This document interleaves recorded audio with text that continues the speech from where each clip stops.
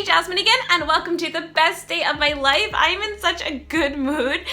Just this morning, I don't know why, I started looking at videos of Boston Terriers. Boston Terriers are my favorite dogs, and just recently I've been watching so many videos and like pictures of Boston Terriers, and it puts me in such a good mood. I want a Boston Terrier dog so bad. Yeah, so just because I was doing that and I got to speak to my older sister this morning, I'm in such a good mood. Today's video, I wanted to talk about something that I have seen happen here where I live. So as you may know, I live in a share house here in Japan, and if you would like to take a look of what my room looks like, what this share house looks like, you can take a look at one of my older videos. I think the link is going to show up here. If not here, then there. I don't know. You'll see it. It's gonna pop up. Anyway, yeah, so I live in a share house here in Japan, and I think many times when people think about living in Japan, they kind of overlook the idea of living in a share house, because I think the image of a share house is kind of like just a house with like many people, but that's not always the case, especially here in Japan. In my building alone, I think there are about 55 residents, including myself, and the majority of the people here, of course, are Japanese. So yeah, in today's video, I wanted to talk about things that you should be wary of when you move to a share house, and just things to be mindful of. A group of interns from, I don't know if they're all from the US, but they're from Western countries. But a group of interns have come to live here just for like a month or so, and quite a few of the Japanese people have been complaining. They include me in on the complaining, I think because they want me to tell the interns like nicely. But yeah, so I wanted to tell you guys things to avoid or things to watch out for if you choose to live in a share house, or if you choose to live with a Japanese host family when you come to Japan. Okay, let's get started. So let me tell you a little bit more about my share house. So like I said, in my share house there are about 55 residents, including myself. I live on the top floor, and I pay 59,600 yen, and I will post the conversion like somewhere along the side. But yeah, I pay 59,600 yen a month, and it includes everything. So I don't have to worry about paying for the AC or heating cost or electricity, water. All of that is included in my monthly rent, which is amazing because summers here in Japan are brutal and my AC is always on. Of course, depending on the share house that you choose to live in, you're going to have different amenities. So where I live, I have my own room here. This is my room, and I have my own balcony too, and we share the bathroom. So each floor has its own bathrooms, like multiple bathrooms, showers, kitchen, dining room, there's a theater room, and there's a gym, and there are multiple balconies and a rooftop too. So those are the things that we share. Some other share houses, you will only have your room and not a balcony. Some share houses, like the company that owns this share house, they have some buildings where you have even your own kitchen and your own bathroom, and you just share like entertainment areas. So it depends on which share house that you're going to live, that is going to dictate what type of amenities that you get. I will post a few links on how you can find a share house in the comment section below. Each room in my building comes with a bed, a desk, and a refrigerator. So I didn't have to pay for my own refrigerator, desk, or bed. It was all included, and I think many, not all, but I think many of the other share houses it's the same. Or you won't get anything, you'll just get your own room, or basically there are some share houses that are actually called social apartments, where you basically have your own apartment but you share entertainment areas. Those are really cool. I will post links to all of this and how you can find your own share house or social apartment in the comment section below, so please check that out. That's enough about my building and my room, so let's get into things that many of the Japanese people here have complained to me about regarding the interns, and things that you should avoid when living with a Japanese family or just Japanese people in general. I have a list. I'm only going to talk like about a few things though. So the very first thing that you should avoid doing is don't take anything. Yeah, don't take even the smallest thing, because here in Japan, it's like many people don't really steal. And so like in the living room there is a table, and oftentimes people put like omiyage omiyage is like souvenirs on the table, and they're for free and you can take them. And that's okay because usually they leave a sign. It's usually in Japanese, of course, and it says like dozo, like you can take the souvenir. However, if there's not a sign that says like you can take it, don't take anything off of anywhere. And if you use something, make sure you put it back. Because like even if you take a pen, I remember when I first came to Japan, my first job here in Japan, I was working in the Japanese public schools, and I became friendly with one of the teachers, and I went into a different room and I brought like my papers, what I was doing, and like my pen, and there was a guy in the room too, and then like the guy left, but you could tell like he was coming back because he was doing something in the room. And then like the friendly teacher, like she came in when he was leaving, and she's just like, be careful, make sure you don't leave anything around him. I think he stole my pen. And she's like, do you remember the pen that I was using yesterday? And like, of course I don't remember her pen. But I'm just like, no. She's like, well, I think he stole my pen. And then like a few days pass, and like she showed me like a different pen. It was like a typical like a big pen, like a standard pen. There was nothing special about it. It was just like, I don't really see big pens in Japan, but like you guys know like those standard pens, like just like a freaking pen. But yeah, she was like really angry that she thought that the guy stole her pen.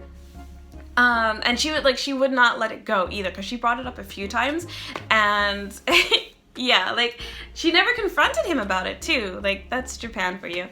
But yeah, like if you see something in a public area, don't touch it. If you want to stay friendly with the people that you're living with, don't touch it. And if you use a pen, if you use something, make sure that you put it back exactly where you found it. Because yeah, even the smallest thing, like people here, they will like blow it up. Like I think I compare it to like the woman, the teacher that I was friendly to. She was complaining about that pen as if someone stole money. That's how like adamant she was about that pen. So like don't take anything, like no matter how small it is, just don't take it. The second thing that I want to recommend is to always be talking and acknowledging Japanese people. I noticed that when I'm hanging out with other foreigners who don't speak Japanese very well, or when people are coming to visit me here in Japan and they don't speak Japanese, oftentimes you can tell they get really nervous when we have to interact with Japanese people.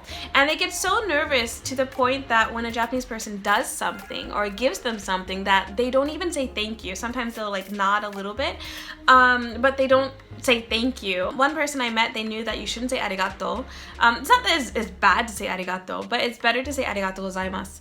But they didn't know how to pronounce arigato gozaimasu.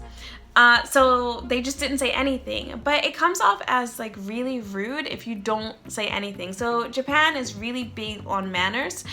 So it's really important, even if you don't speak the language, to still say thank you in your native tongue. You can say thank you in English. Like obviously many people know what thank you is in English. Say thank you in English, say thank you in Spanish, any way, but you should always acknowledge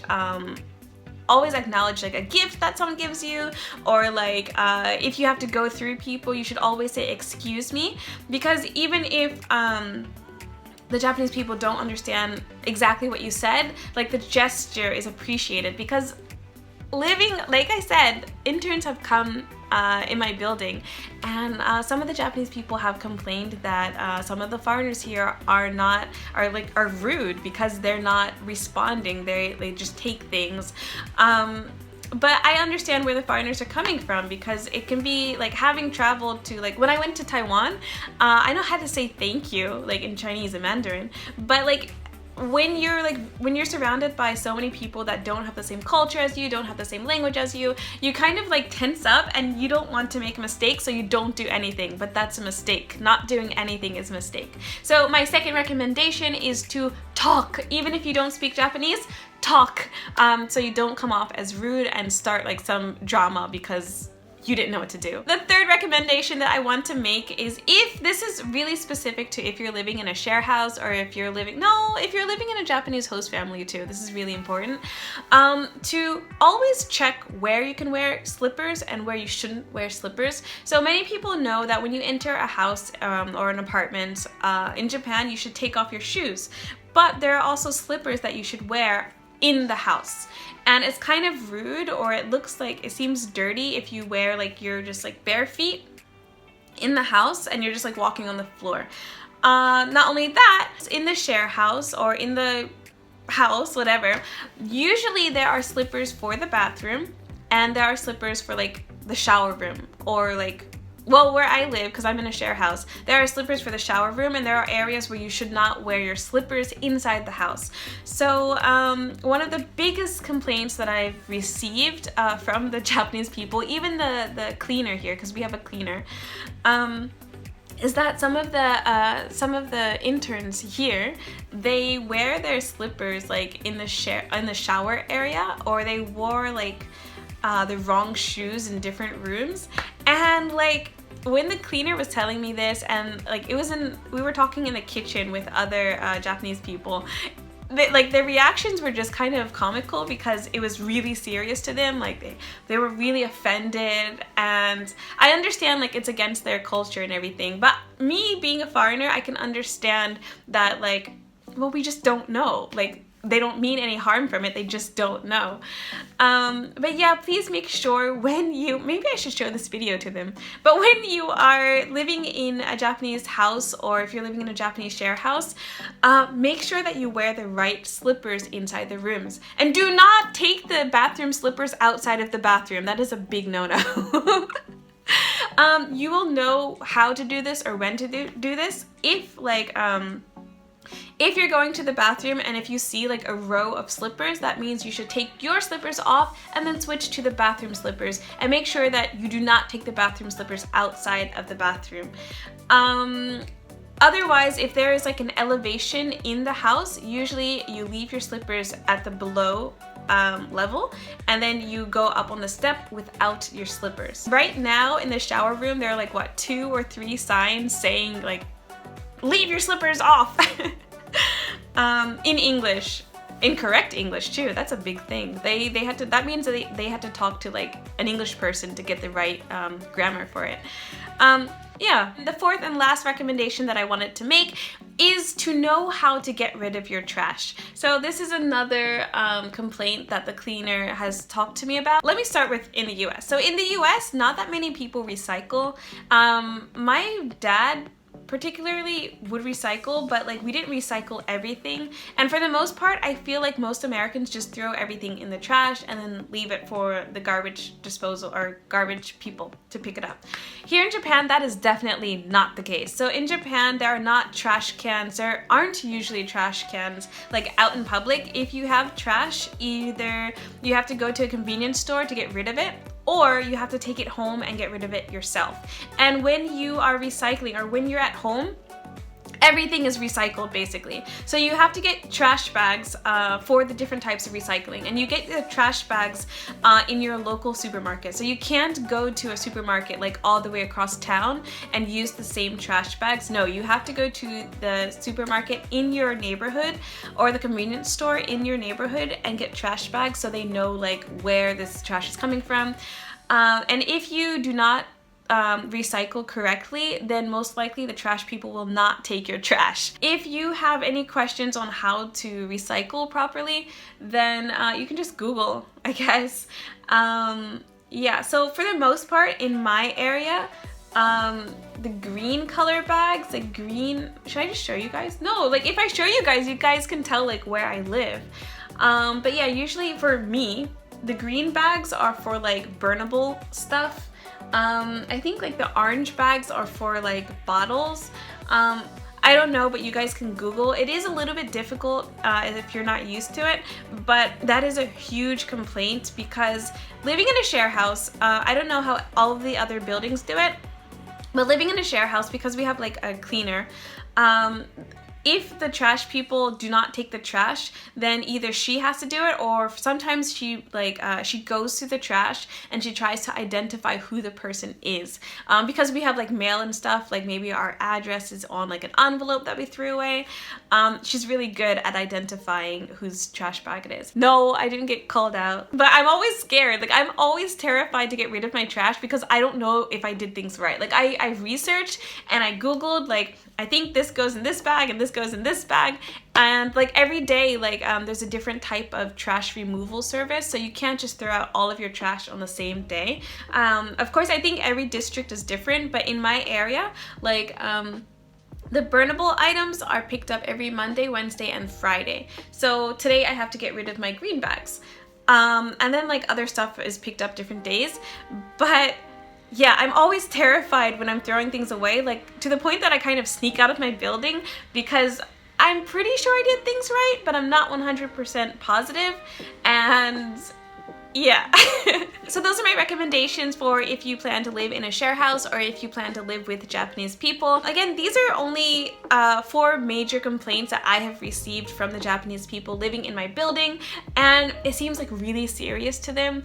But being a foreigner, I can kind of understand like both sides. Like being a foreigner and having lived in Japan for like 3.5 years, I understand both sides. Like the foreigners just don't even know. So that's why I'm making this video to let you guys know.